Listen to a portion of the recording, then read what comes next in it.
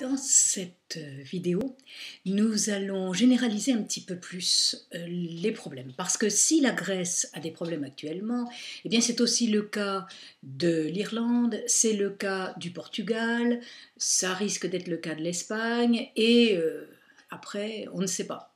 Donc, il serait intéressant de savoir s'il y a des avantages à ce que la zone euro éclate finalement et que chaque pays retrouve sa monnaie nationale, ou bien si les inconvénients sont beaucoup plus élevés que les avantages. Nous allons commencer par les avantages à une sortie de l'euro que un certain nombre de politiciens et d'économistes réclament. Pourquoi ? Il existe un certain nombre d'avantages que l'on peut trouver à la sortie de la zone euro ou même carrément à l'éclatement de cette zone. Tout d'abord, le retour aux monnaies nationales. En effet, un certain nombre d'hommes politiques pensent que le retour à la monnaie nationale, le franc pour les Français, le Deutschmark pour les Allemands, etc., et le drachme pour les Grecs par exemple, est une manière de retrouver une certaine autonomie nationale parce que la monnaie c'est quand même l'une des bases du pays et que avoir une monnaie unique c'est aussi avoir une politique monétaire unique. En effet, c'est le principal problème, nous l'avons vu, c'est que la politique monétaire ces politiques monétaires, elles sont le fait de la politique de la BCE. Or, que fait la BCE ? Eh bien, la BCE fait la même politique pour tout le monde, c'est-à-dire aussi bien pour les pays qui sont comme l'Allemagne, hyper compétitifs, exportateurs, etc., que pour les pays qui ont de gros problèmes et qui ne sont pas aussi compétitifs. Donc, il serait bien, pense un certain nombre d'hommes politiques, que l'on revienne à des banques centrales nationales. Ces banques centrales nationales, elles feraient une politique monétaire nationale qui serait fonction des problèmes de la nation en question et non pas des problèmes que peuvent avoir d'autres pays complètement différents. Alors ça, c'est quand même un élément extrêmement important parce que c'est vrai qu'on peut difficilement faire la même politique pour la Grèce d'un côté et pour l'Allemagne de l'autre en même temps. Donc là, il y a certainement un élément important à prendre en compte. Et que feraient donc ces pays qui auraient des politiques monétaires qui soient des politiques monétaires nationales ? Eh bien, l'idée principale, c'est en fait que les monnaies des pays faibles devraient dévaluer. En effet, on a vu que l'euro était une monnaie forte, même surévaluée par rapport au dollar par exemple, et que les pays qui voulaient exporter et qui n'avaient que la compétitivité prix à faire valoir, avaient peu de chances de pouvoir exporter parce que l'euro était trop fort. Donc la première idée, ça serait, eh bien voilà, la Grèce, le Portugal, l'Espagne par exemple, vont dévaluer leur monnaie. Donc leurs monnaies seront des monnaies plus faibles. Il sera donc plus facile d'acheter des produits grecs, espagnols, portugais, etc., puisque leurs prix seront libellés dans une monnaie plus faible. Donc ces pays vont pouvoir augmenter leurs exportations. S'ils augmentent leurs exportations, eh bien ils vont pouvoir augmenter leur production. Et s'ils augmentent leur production, eh bien ça va permettre de créer un certain nombre d'emplois nouveaux, donc de faire baisser le chômage, donc d'avoir un meilleur pouvoir d'achat. Ainsi donc, puisque le pouvoir d'achat sera supérieur, encore une fois, il y aura une augmentation de la production, donc de nouveaux créations d'emplois, et ces créations d'emplois se perpétueront comme cela, c'est-à-dire on entre dans un cercle vertueux, et donc l'idée c'est il faut que ces dévaluations compétitives existent. En fait, oui, c'est vrai, la dévaluation compétitive est un élément important à prendre en compte parce que certains pays en ont besoin s'ils veulent pouvoir exporter, mais nous allons voir, cela crée aussi de très graves difficultés. Nous voyons donc qu'il y a un grand nombre d'avantages à décider que la zone euro n'a plus à être et que finalement chacun retrouve ses monnaies nationales.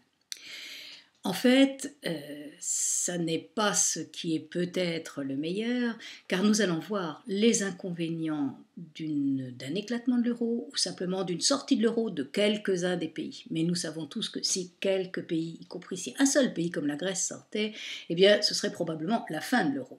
Donc quels sont les inconvénients de la fin de l'euro, de la fin de la zone euro?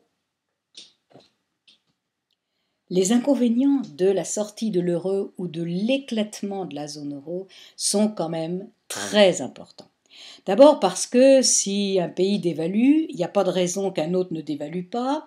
Or, comme il va dévaluer en deuxième, il va essayer de dévaluer plus que le premier, mais le premier, voyant que le second dévalue, va redévaluer, et ainsi on se retrouve avec des dévaluations en chaîne, et on ne sait pas jusqu'où ça pourrait aller, parce que chaque pays pourrait essayer de dévaluer par rapport à l'autre, et cela, c'est sans fin si on continue comme cela. Ça, c'est une première chose vraiment importante parce qu'il n'y a pas de raison qu'il n'y en ait qu'un seul ou deux ou trois qui dévaluent. Le second inconvénient, c'est l'instabilité de ces nouvelles monnaies. En effet, pourquoi on avait fait l'euro? Parce que les monnaies n'étaient pas très stables et qu'elles étaient constamment attaquées par des marchés qui spéculaient soit à la baisse, soit à la hausse. Or, si on retourne aux monnaies nationales, on va retrouver exactement les mêmes choses, c'est-à-dire des attaques spéculatives, ce qui fait que les monnaies vont être poussées à la baisse lorsque l'économie n'est pas très bonne, et donc les monnaies dévaluées le seront encore plus. Et d'un autre côté, c'est pas bon non plus pour les monnaies fortes, comme serait par exemple le Deutschmark s'il sortait de la zone euro, parce que là les marchés spéculeraient à la hausse, pousseraient le Deutschmark à la hausse, et le Deutschmark se trouverait donc surévalué, et cela finirait quand même par poser des problèmes aux exportations allemandes.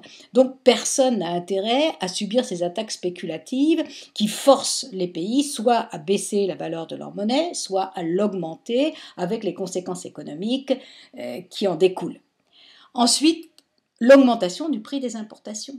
Cela aussi, si on dévalue, certes, on peut exporter plus facilement parce que, comme la monnaie est faible, bien les autres pays sont prêts à acheter les produits.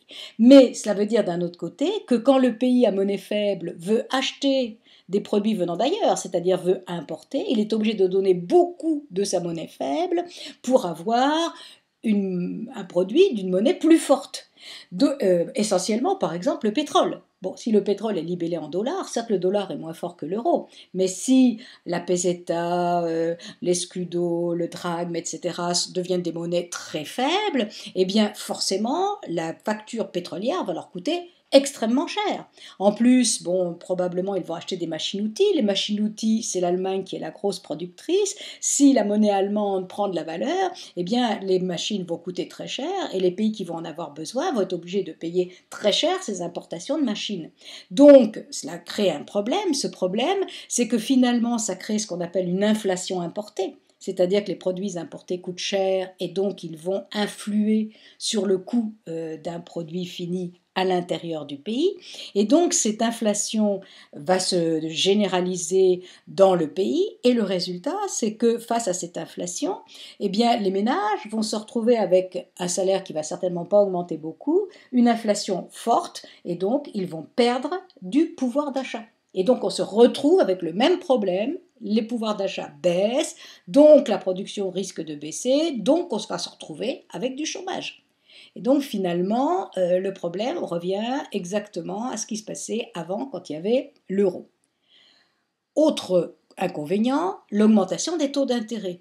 En effet, si la monnaie devient faible, si le pays économiquement a du mal à se remettre, qu'est-ce qui va se passer? Eh bien, les marchés vont faire monter les taux d'intérêt. Donc, comme les taux d'intérêt vont monter, eh bien, la consommation qui se fait à crédit, si le taux d'intérêt augmente, eh bien, le crédit va être plus cher et la consommation de ce type de consommation va baisser. Quant aux investissements, c'est la même chose, c'est-à-dire s'il faut s'endetter pour investir et que l'endettement est trop élevé, on va hésiter à investir, à moderniser l'économie, et donc ça pose des problèmes économiques importants.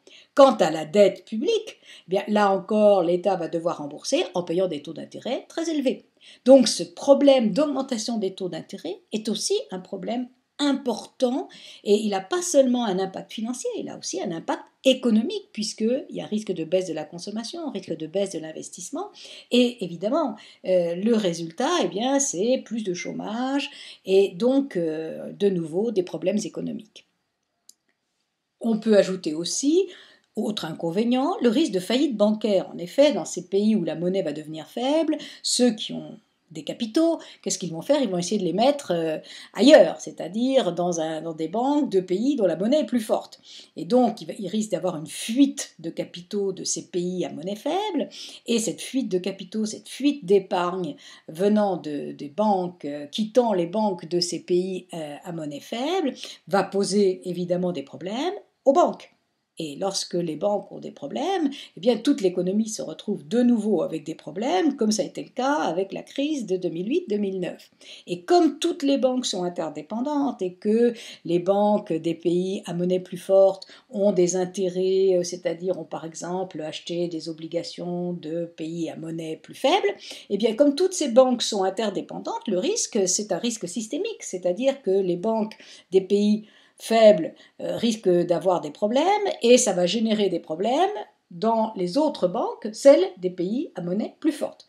Donc, un problème bancaire qui risque de se généraliser à l'Europe. On voit que les inconvénients sont quand même très importants et qu'il faut réfléchir à 2 fois avant de demander la sortie de l'euro ou carrément espérer l'éclatement de cette zone euro.